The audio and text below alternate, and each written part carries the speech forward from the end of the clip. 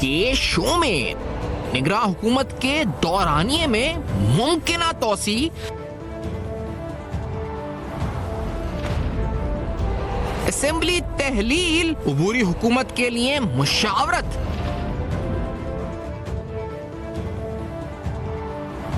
IMF की निगरां हुकूमत के साथ मिलकर काम करने पर आमादगी। अस्सलाम वालेकुम। बस पर्दा हकाइक सनसनीखेज इंकशाफात प्रोग्राम बेनकाब में हूँ आपके साथ इरफान खान। 2 दिन कबल तक हमने देखा था कि हफीज़ शेख साहब, शमशाद अख्तर साहिबा का नाम सर फहरिस्त कहा जा रहा था कि स्ट्रॉन्गेस्ट कैंडिडेट हैं for the care taker prime minister, और उनसे ये उम्मीदें भी जोड़ी जा रही थी कि माशी हालात के सुधार में उनका एक किरदार होगा। उसके बाद कल हमने देखा तसद्दुक़ जिलानी साहब का नाम सामने आया और ये कहा गया कि वो स्ट्रॉन्गेस्ट कैंडिडेट हैं, और उनके हवाले से जलील अब्बास जिलानी साहब का भी नाम सामने आया। और जलील अब्बास जिलानी साहब के बारे में, जो कि साबिक़ सफारतकार हैं, तकरीबन 38 साल का एक्सपीरियंस रखते हैं, बहुत हद तक कहा गया कि स्ट्रॉन्गेस्ट कैंडिडेट हैं। और आज सादिक सिजरानी साहब भी इस दौड़ में शामिल हो चुके हैं राजा रियाज साहब की वज़ीर आज़म से मुलाकात के बाद।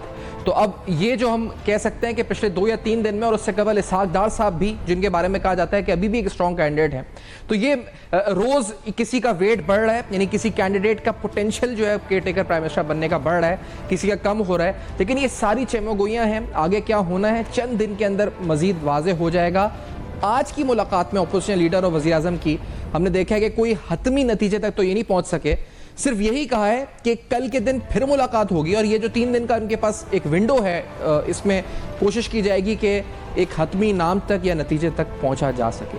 लेकिन साथ साथ एक मुमकिना जो मुस्तकबिल का मंजरनामा है वो ये हमें ज़रूर इशारे दे रहा है कि एक ऐसा इकनॉमिक, एक ऐसा कानूनी एक रिकॉन्फिगरेशन होने जा रही है, जिसके बाद शायद पाकिस्तानी मईशत के हवाले से भी कुछ अहम फैसले इस निगरां सेटअप में हो। ये कितनी मुद्दत होगी, कुछ तयन इसका है नहीं, तो आखिरकार ये कितना कानूनी तौर पर इसमें क्या हिचकिचाहट, क्या मसाइल हो सकते हैं, ये सारे अहम पहलू हैं। यानी मुस्तकबिल का जो मंजरनामा है वो आईन व कानून, सियासत और मईशत की रोशनी में हमें नज़र क्या आ रहा है for the next few months, क्या हम देखेंगे, क्या एक्सपेक्ट कर सकते हैं कुछ माह के अंदर। पाकिस्तान में SIFC एक्टिव है, कॉर्पोरेट एग्रीकल्चर फार्मिंग भी मामलात एक्टिव हैं, कुछ अहम कानून साजियाँ भी जाते जाते मौजूदा असेंबली, यानी जो असेंबली तहलील हुई है कल, वो करके गई है।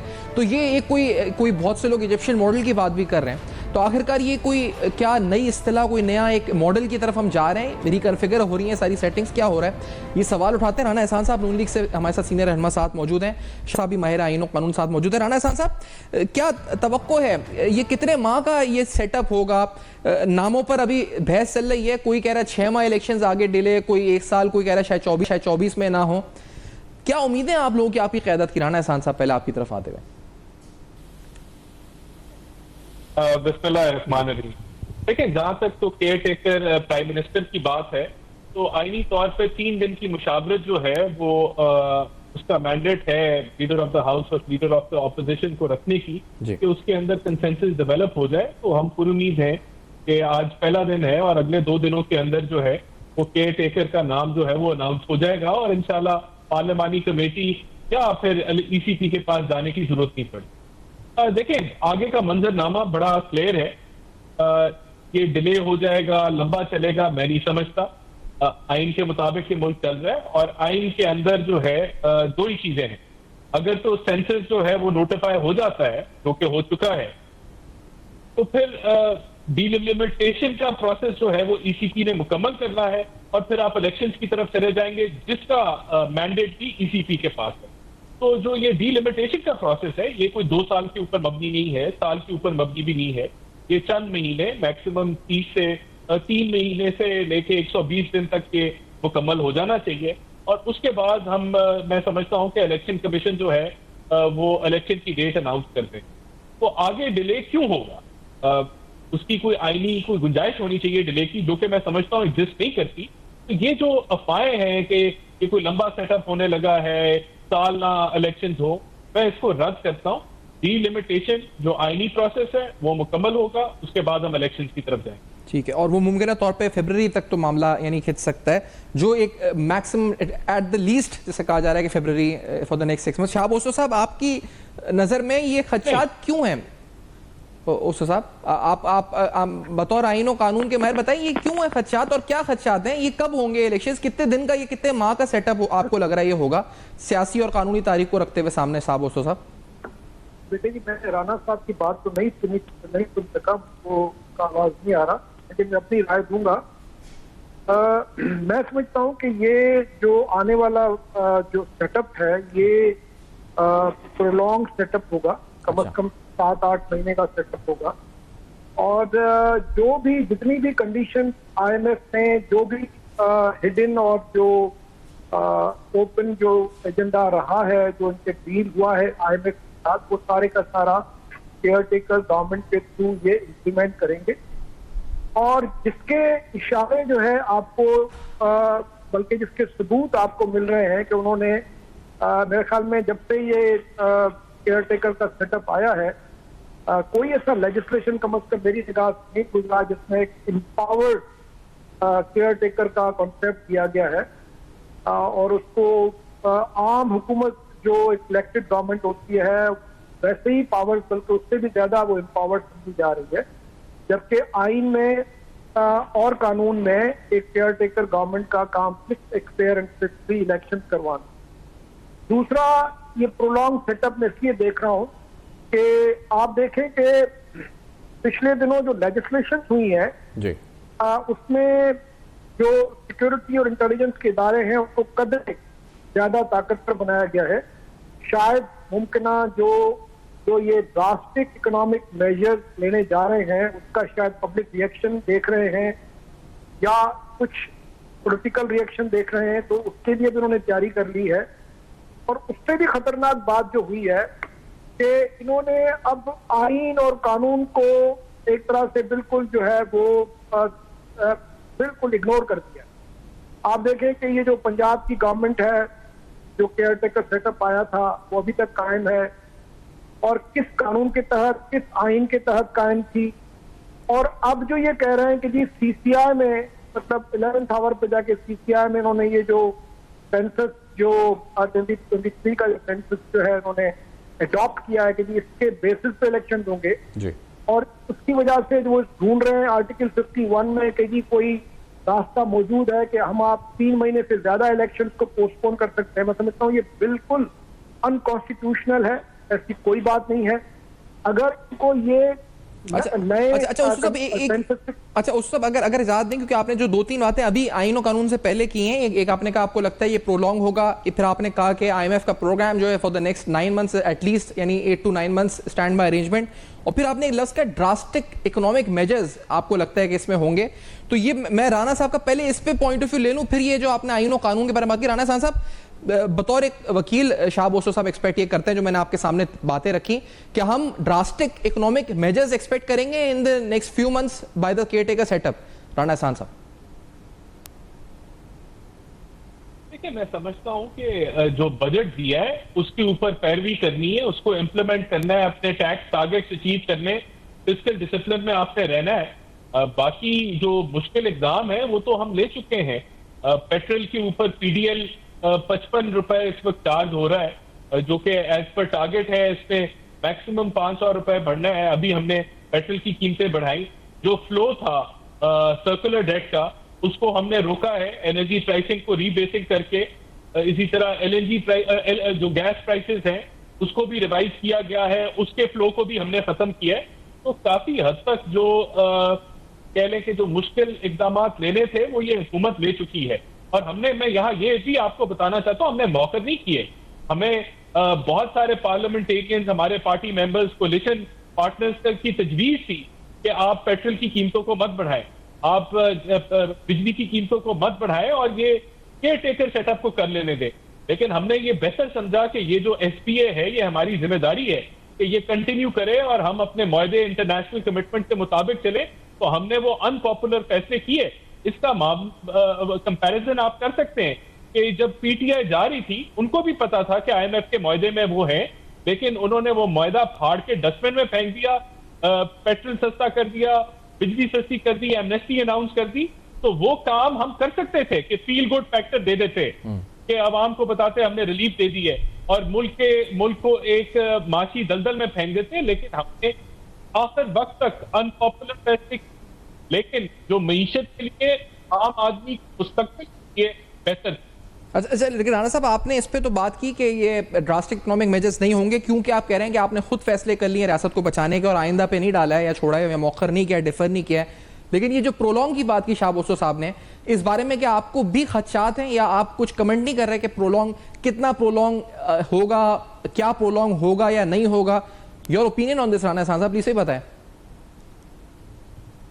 देखिए, मेरा बड़ा सिंपल, ये सारी बेसिस बनाते हैं कि पहले पंजाब और केपी में 90 दिन के अंदर इलेक्शन नहीं हुआ। देखिए, उसका एक बैकग्राउंड है 63A की गैर आईनी तशरीह जो सुप्रीम कोर्ट ने की, जो डिवाइड सुप्रीम कोर्ट के अंदर मौजूद था, एक लड़ाई का माहौल था, एक चीफ जस्टिस और उनके चंद कह लें कि जो साथी थे वो पूरी सुप्रीम कोर्ट को रद्द करके आगे बढ़ना चाह रहे थे। बेसिक मैथ गिनती नहीं हो रही थी कि 4-3 का फैसला था या 2-3 का फैसला था, तो और फिर फुल कोर्ट की मीटिंग नहीं बुला सके। तो ये वो वजूहात थी जिसकी वजह से इलेक्शन नहीं हो सके 90 दिन के अंदर। लेकिन मूविंग फॉरवर्ड मैं समझता हूं कि आइन के मुताबिक चल रहा है, और ये पिछली जो हुकूमत थी पीटीआई की, उसका अपना फैसला है कि सीसीआई के अंदर उन्होंने डिसाइड किया कि अगला इलेक्शन नए सेंसस के मुताबिक होगा। तो अभी अगर एक आईनी अमल पूरा हो रहा है, सेंसस नोटिफाई हो गया है, तो ये उससे बियॉन्ड नहीं जाएगा। आप वजह चाहिए है इलेक्शंस को एक मौजूद नहीं। सही, तो मतलब इतना प्रोलॉन्ग नहीं होगा। लेकिन ये जो एक बात और है कि ये आईएमएफ प्रोग्राम इसी दौरानिए में कंप्लीट होगा। तो आज एक खबर भी आई है मेहताब हैदर साहब के हवाले से, मैं कोट करूं, उन्होंने कहा कि आईएमएफ का नोट भी मिल चुका है for a prolong caretaker setup. तो क्योंकि आप रहे हैं और खासतौर पे इकोनॉमी और फाइनेंस मिनिस्ट्री के हवाले से मुंसलिक, तो क्या आप तरदीद या तायद करेंगे कि IMF has given a note for a prolong caretaker setup? Rana एहसान साहब देखिए, इस सेटअप के ऊपर जो फाइनेंशियल पावर्स अगर दी गई कि वो मल्टीलैटरल्स और बायलैटरल्स के मामले के ऊपर पॉलिसी डिसीजन ले सके, तो इसकी ये भी डिस्कस हुआ आईएमएफ के साथ। और डेफिनेटली ये जो है एक कंटिन्यूटी के साथ चलने का प्लान रखा गया है कि ये जो कोलिशन जो अब केयर टेकर सेटअप आएगा, ये एसपीए को प्रॉपरली आगे लेके बढ़ेगा। सही। अच्छा, और ओसो साहब आगे लेकर बढ़ेगा पाए तकमील यानी कंप्लीट। अच्छा, एक ब्रेक लेना है हमें, इसके बाद मजीद सवालात उठाते हैं। जदून साहब भी साथ ब्रेक। नाज़रीन, अहम तरीन सवालात, खदशात, मुस्तकबिल के मंजरनामे पर हमारे साथ रहिए।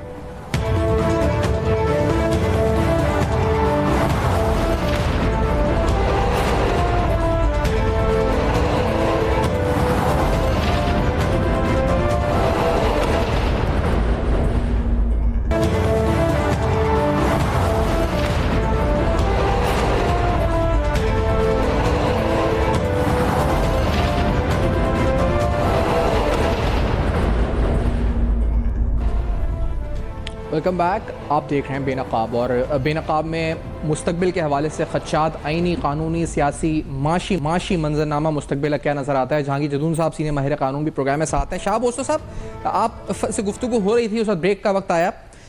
ये एक प्रोलॉन्ग सेटअप, इस बारे में अभी राणा एहसान साहब का अगर आप तक मौक़िफ़ पहुँचा, उन्होंने दूसरी बात ये भी की है कि ड्रास्टिक इकोनॉमिक मेजर्स इसमें नहीं होंगे क्योंकि वो फैसले ये मौजूदा हुकूमत ले चुकी है, तो ऐसा कुछ नहीं होगा। हाँ, ये जो जितना डिलिमिटेशन में टाइम लगेगा, एट द लीस्ट वहाँ इलेक्शंस हो जाएंगे, तो कोई ये खदशात दुरुस्त नहीं है। ओसो साहब, please your opinion on this.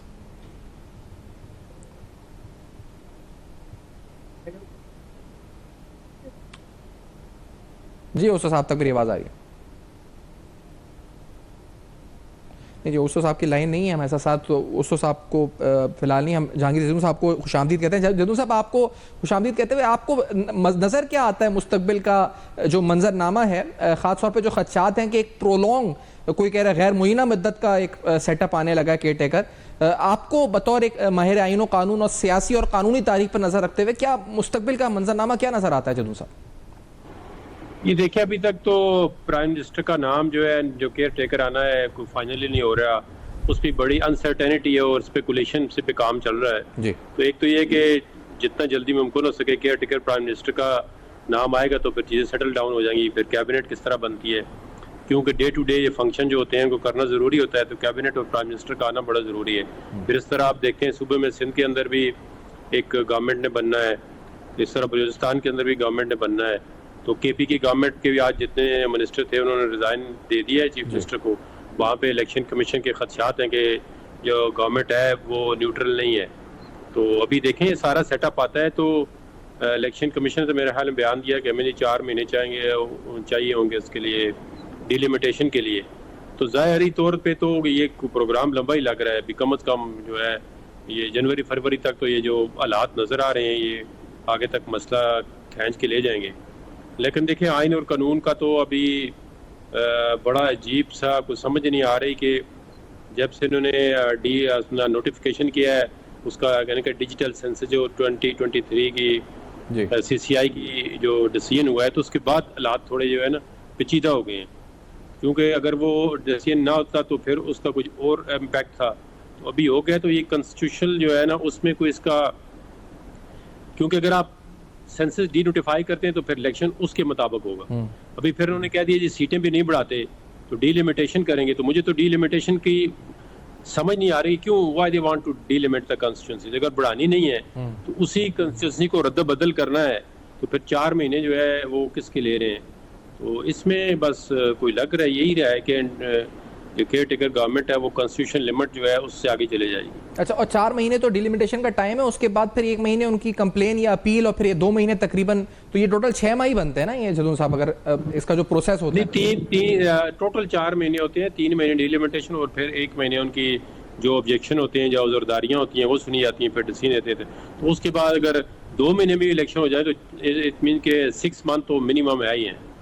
तो 6 मंथ का मतलब है आपके इलेक्शन जो है वो जाके आगे फिर जनवरी फरवरी में होंगे। ठीक। अच्छा, अभी आपने जैसे खैबर पख्तूनख्वा की बात भी बताई, कुछ ही देर की खबर थी, लेकिन आपने जो ये कोई आपको लगता है क्योंकि कानूनी तौर पर मल्टीलैटरल ऑर्गेनाइजेशन से IMF प्रोग्राम में है, ये डील करेगा केयर टेकर सेटअप, जो कानूनी तौर पर इसका स्ट्रक्चर होगा, इसका प्रेसिडेंट मिलता है साबका अदवार से, या ये भी कुछ अनकन्वेंशनल सा सेटअप है जो ज्यादा एम्पावर्ड होगा लीगली जदून साहब? नहीं, लीगली देखें केयर टेकर गवर्नमेंट की जो मामलात हैं वो तो डे टू डे फंक्शन के लिए आती हैं। वो जो इलेक्शन एक्ट 2017 है उसमें भी उसका दिया गया है। और अभी जो इन्होंने अमेंडमेंट की थी इसलिए कि इन्होंने कहा था अगर कोई ऐसा काम आ जाता है जिसमें कोई इकोनॉमिक चीज़ है उस पर बात करनी है तो वो भी कर सकते हैं। अदरवाइज तो देखें ना, आप इलेक्टेड जो पार्लियामेंट्री डेमोक्रेसी का कॉन्सेप्ट है वो तो चोजन रिप्रेजेंटेटिव और इलेक्टेड लोग ही आपके डिसीजन ले सकते हैं। अगर इस तरह केयर टेकर गवर्नमेंट आ जाए तो फिर तो कल को कोई ऐसा पीछे से हाइब्रिड निज़ाम हो, आगे केयर टेकर गवर्नमेंट चलती रहे 2 साल तक, फिर क्या करेंगी सियासी जमातें? फिर तो इनके लिए बहुत प्रॉब्लम क्रिएट हो जाएंगे। अभी तो इनको लग रहा है, लेकिन जब वो अपनी कुर्सियों पे आके बैठेंगे, जब गवर्नमेंट के मामलात चलाएंगे तो फिर देखेंगे हमारी और सबकी क्या परेशानी बनती है कि क्या वो इस सेटअप से खुश हैं, वो क्या डिसीजन लेते हैं, कोई आया महंगाई को कम करेंगे या ज़्यादा करेंगे। तो whatever decision they will take, तो उनका हर चीज़ पे इकोनॉमी में इम्पैक्ट होगा, रूल ऑफ लॉ पे इम्पैक्ट होगा, सारी चीज़ों पे इम्पैक्ट होगा। क्योंकि आप गवर्नमेंट इन प्लेस से कर देते हैं, वो इलेक्टेड गवर्नमेंट नहीं होगी, तो वो तो किसी को जवाबदेह नहीं है, ना पे पार्लियामेंट है, ना वो आम लोगों की रीच में होगी। यहाँ पे तो देखें कोई अगर इलेक्टेड मिनिस्टर जो भी काम करता है या प्राइम मिनिस्टर, कम से कम लोग उस पर तनकीद करते हैं, उसको अपनी कंस्टिट्यूंसी में जाना पड़ता है, उसको अपनी पार्टी पॉलिटिक्स में आना पड़ता है। तो उसका और इस गवर्नमेंट का कोई मुवाज़ना तो नहीं किया जा सकता। exactly. तो अगर कोई पीछे से चलाने वाला कोई और होगा तो आगे जो गवर्नमेंट चलेगी तो फिर देखें क्या मसाइल बनते हैं। अब जब गवर्नमेंट आएगी तो पता चलेगा। और फिर वो अपनी जिम्मेदारी नहीं लेते क्योंकि उन्होंने इलेक्शन में जाना नहीं है।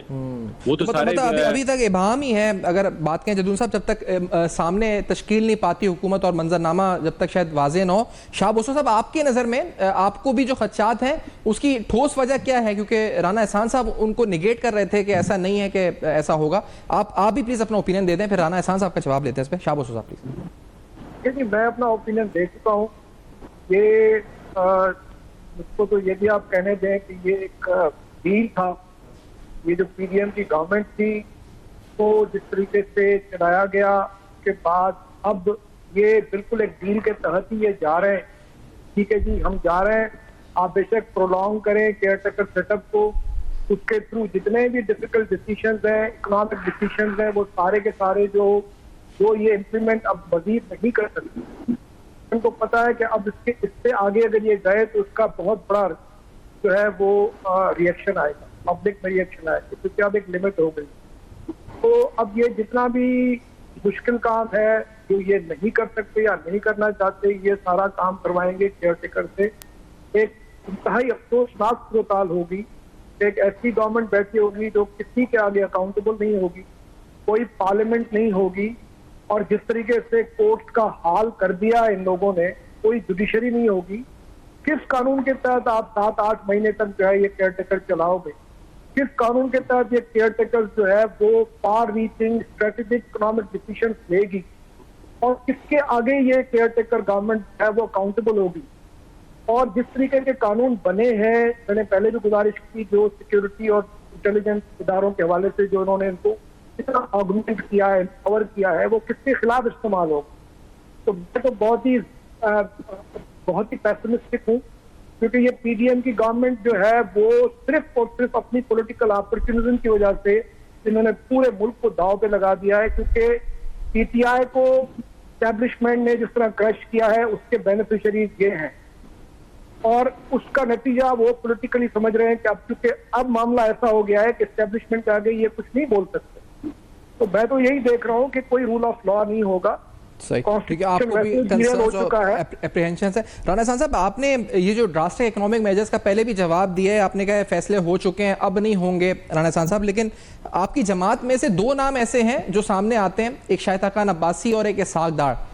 कोई आप बता सकते हैं कुछ हतमी तौर पर आपकी जमात की तरफ से क्या इस पर चॉइस है, जो स्ट्रॉन्गेस्ट कैंडिडेट है आपको लगता है, या आप कम से कम ये बताएं कि उसके हदोखाल क्या होना चाहिए? कोई इकोनॉमिस्ट होना चाहिए, डिप्लोमेट होना चाहिए, पॉलिटिशियन होना चाहिए? आपका अपना ओपिनियन क्या है राना एहसान साहब ऑन दिस, किसको होना चाहिए केयरटेकर सेटअप का निगरान?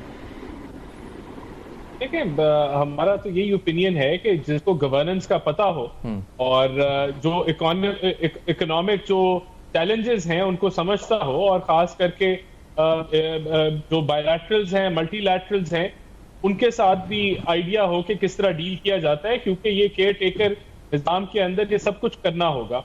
और जो माशी हालात हैं उसके अंदर आप बिल्कुल अगर इकोनॉमिस्ट को खड़ा कर देते हैं, कोई पुराने जज या कोई तो वो फिर उस तरीके से इन चैलेंजेस को हेड ऑन टेक नहीं कर सकेंगे, और उनको टाइम लगेगा सीखने के लिए कि कैसे इन चीजों को मैनेज करना है, तो वो एक टाइम वेस्ट होगा।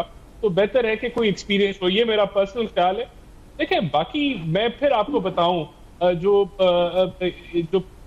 पीटीआई से बिलोंग करते हैं या उनके सपोर्टर्स हैं, वो डेफिनेटली वो उनको पेसिमिस्ट या पेसिमिज्म नजर आ रहा होगा, क्योंकि एक तो 9 मई का वाकया जो था वो एक बहुत बड़ी साजिश थी इस मुल्क के खिलाफ, जो अब वो भुगत रहे हैं, और उसके कॉन्सिक्वेंस में जो हैं उनके खिलाफ केसेस भी हुए हैं, और वो एक अकाउंटेबिलिटी के अमल से गुजर रहे हैं।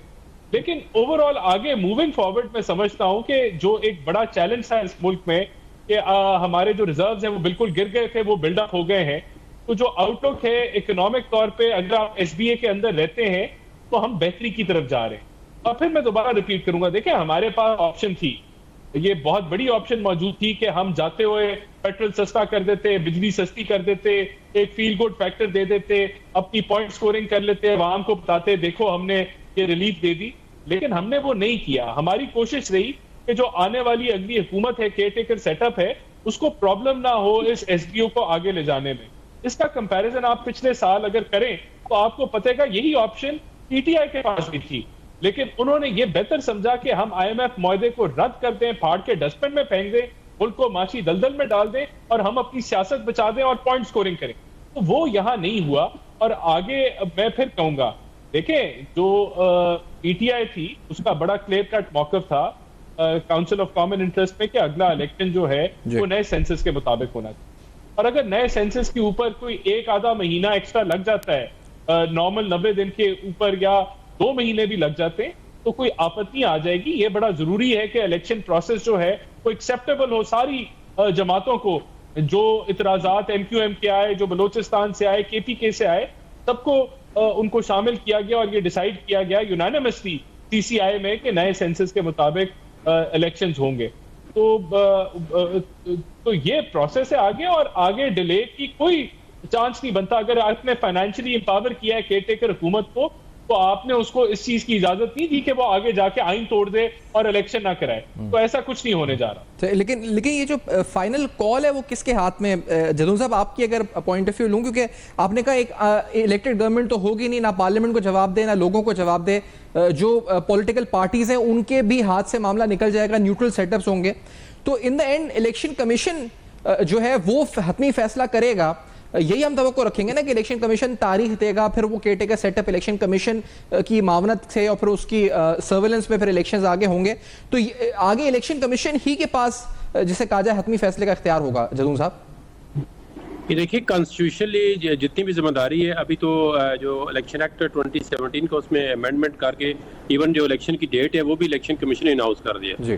तो जो कॉन्स्टिट्यूशनल रिक्वायरमेंट है या कॉन्स्टिट्यूशन का जो मैंडेट है वो इलेक्शन कमीशन के पास है अंडर आर्टिकल 218 सब आर्टिकल जो है वो 3 है, और इसमें तमाम जितना भी जिम्मेदारी है वो इलेक्शन कमीशन की है। और फिर इसमें आर्टिकल 220 है, इसमें एग्जीक्यूटिव अथॉरिटी भी जो है वो भी पाबंद है कि इलेक्शन कमीशन को असिस्टेंस दे। तो अब जितना भी जिम्मेदारी है वो इलेक्शन कमीशन की है कि वो कितनी जल्दी इलेक्शन कराना चाहता है और उससे क्या जो है वो टाइम स्पेन देता है कि जी इतने में डिलिमिटेशन हो जाएगी और इतने में इलेक्शन हो जाएंगे। क्योंकि जब डिलिमिटेशन को उन्होंने कह दिया, इसका मतलब है जो कॉन्स्टिट्यूशन लिमिट है 90 डेज की वो क्रॉस कर जाएंगे। तो अब इसमें ये देखें, अब कॉन्स्टिट्यूशन के अंदर तो 90 डेज लिखा हुआ है। जब ये एक नई चीज़ बीच में आ गई तो ऑब्वियसली अब तो इसमें कोई दो राय नहीं। हर तकरीबन आज से कोई 2-4 हफ्ते पहले हर बंदा यही कह रहा था जी कि इलेक्शन लेट हो जाएंगे, इलेक्शन लेट हो जाएंगे। तो अब ऑब्वियसली ये मौका सर पे आ गया है, तो अब नहीं लगता कि इलेक्शन 90 डेज में कंप्लीट हो जाएंगे। अब हर बंदा यही कह रहा है कि जो सेनेट का इलेक्शन होगा मार्च से, उससे पहले जो है इन असम्बलियों के, क्योंकि इलेक्टोरल कॉलेज मुकम्मल होगा अगर नहीं होते तो, लेकिन अब उम्मीद ही लगा सकते हैं कि इलेक्शन टाइम पे हो जाए। अगर 1 महीना 2 महीने लेट होते हैं, वो कॉन्स्टिट्यूशन के अंदर तो ऐसे कोई प्रोविजन नहीं है, लेकिन अब मजबूरी आप समझ लें या फिर इसको उसमें बाद में को 254 के अंदर कवर मिल जाएगा कि चलो जी अगर लेट हो गए किसी वजह से। तो वैसे कॉन्स्टिट्यूशन में तो कोई प्रोविजन नहीं है कि इलेक्शन लेट हो। देखें ना, एक दफ़ा ये प्रेसिडेंट बन गया तो फिर कोई भी अगर बहाना बना के इलेक्शन लेट करते हैं ना, चाहे कोई भी जमात हो, चाहे PMLN हो, PTI हो, कोई भी जमात हो, तो फिर बाद में जो आने वाली होती हैं पार्टी, अब तो उस पर ये एतराज़ ज़रूर करती हैं जी कि आपने जो निगरान सेटअप है इसको कितना कर दिया। अभी तो हम कह रहे हैं ना कि जल्दी होंगे 4 महीने और प्लस 2 महीने, 6 महीने या 7 महीने, लेकिन अगर 7 महीने से आगे चला जाता है तो फिर क्या करेंगे?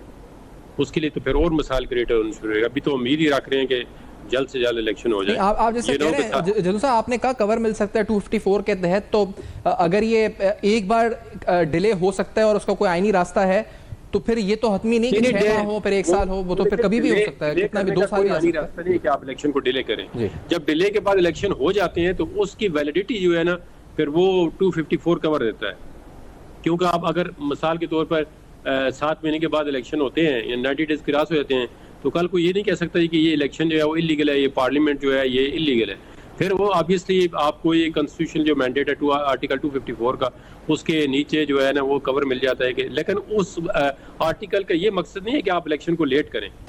वो तो पोस्ट फैक्टो है कि एक चीज़ आपने लेट कर दी है किसी भी वजह से, कोई तूफान आ गया है, कोई इमरजेंसी हो गई है या कोई ऐसी सिचुएशन क्रिएट हो गई है कि आपका इलेक्शन लेट हो गया है, तो फिर वो लेट होने से इलेक्शन। लेकिन दूसरी बात जो आपने की कि एक बहाना मिल जाएगा, एक रीजन मिल जाएगा, फॉर एक प्रेसिडेंट सेट हो जाएगा जिसको आइंदा भी यूज किया जा सकता है फॉर पॉलिटिकल और नॉन पॉलिटिकल रीजंस, और वायलेट किया जा सकता है इस मामले को, फिर ये हो जाएगा, एक प्रेसिडेंट मिल जाएगा। ये देखिए, अगर आप प्योरली बिल्कुल एक रूल ऑफ लॉ या कॉन्स्टिट्यूशन को देखें ना, तो जब भी कॉन्स्टिट्यूशन की कोई वायलेशन होगी ना, तो वो उससे मुल्क जो है ना वो इफेक्ट जरूर होगा। वो प्रोसेस जो है ना डेमोक्रेसी का, वो आप देख रहे हैं इलेक्टेड गवर्नमेंट को किसने मैंडेट दिया है जी, आप कौन इलेक्टेड गवर्नमेंट की सिलेक्शन करेगा? वजीरों की सिलेक्शन कौन करेगा? लोग तो उनको इलेक्ट नहीं कर सकते, they are not elected people, they are nominated by home, we don't know कौन उनको नॉमिनेट करेगा, क्या क्राइटेरिया होगा उनके लिए, क्या कोई कौन से स्टेक होल्डर के लिए कैबिनेट कौन सी बनेगी। ये सारे लोग आप कोई कह रहे हैं इंटरव्यू दे रहे हैं, किसको इंटरव्यू दे रहे हैं? Who is the person who is selecting them for the post, ये हमें नहीं पता। तो ये एक देखे ना अंधेरे में रखी हुई चीज, अब वो सामने आएगी कोई अपना। राना साहब, आपको पता है, शॉर्टली अगर आप बता सकें, ये अंधेरा जिस तरफ जदून साहब इशारा कर रहे हैं कि कौन इंटरव्यू कर रहा है, किसका इंटरव्यू हो रहा है, किसको पता है? राना साहब, आपको पता है, आपकी क़यादत को पता है? नहीं, देखें, बड़ी सिंपल सी बात है। आइन के अंदर जो है वो प्रोसीजर लेड डाउन है। लीडर ऑफ द हाउस और लीडर ऑफ द ऑपोजिशन ने अपनी अपनी मुशावरत करनी है। हुकूमत अपनी मुशावरत मुकम्मल कर चुकी है कोलिशन पार्टनर्स के साथ, ऑपोजिशन के साथ, और एक कंसेंसस के साथ जो है care taker prime minister announce हो जाएगा और वो अपनी कैबिनेट जो है वो सिलेक्ट कर लेगा। अगर अब इसके पीछे आप कहें कि जी वो सारे नाफिज हो रहे हैं, तो यहाँ ये पिछले जो 4 साल हुकूमत रही है वो अभी मौजूद नहीं है। वो हुकूमत थी जो अपने बिल भी उनको कह के पास कराती थी। जो सेनेट में अपने नंबर भी उनके क्या के पास पूरे करती थी, जो जिनके नैपी जो है वो चेंज करते थे, जिनके कंधों पे वो चढ़े हुए थे, जिनकी तारीफें कर करके वो नहीं थकते थे।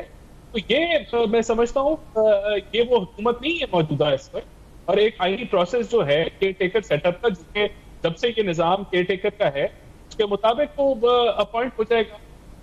अब सिर्फ इशू ये है डिलिमिटेशन भी आइन का हिस्सा है, उसके मुताबिक आईनी वो मुकम्मल होगा और हम इलेक्शंस की तरफ चले जाएंगे। 90 दिन में अगर इलेक्शन नहीं होते, डिलिमिटेशन अगर 120 दिनों में होती है तो उसके 30 दिन बाद इलेक्शन हो सकती है। ये इलेक्शन कमीशन का प्रेरोगेटिव है। तो मैं समझता हूँ आने वाले टाइम में मुकम्मल क्लैरिटी है, लेकिन अगर हम कंफ्यूजन फैलाना चाहते हैं और ये बताना चाहते हैं पता नहीं क्या होने जा रहा है, केयर टेकर सेटअप पता नहीं 2 साल के लिए आ गया है, अब इलेक्शन होंगे ही नहीं, ऐसा नहीं। ठीक है, बहुत शुक्रिया राना एहसान साहब, आपने दिया वक्त किया। जदून साहब आपका बहुत शुक्रिया, शाह बूसो साहब आपने ज्वाइन किया। In the next segment we'll wind this up, हमारे साथ रहिएगा।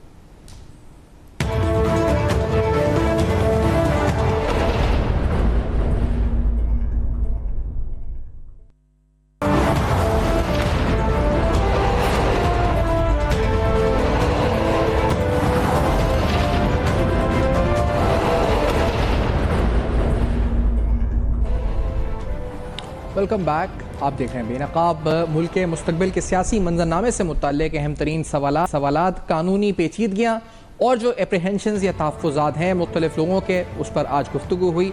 कितनी तवील मुद्दती ये निगरान सेटअप हो सकता है, क्या गैर मुअय्यना मुद्दत के लिए हो सकता है, ये सारे अहम सवालात उठाए।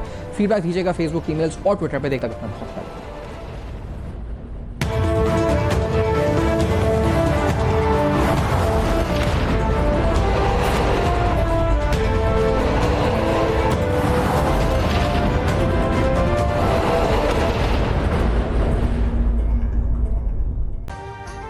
अभी सब्सक्राइब करें ताकि कोई खबर रह न जाए।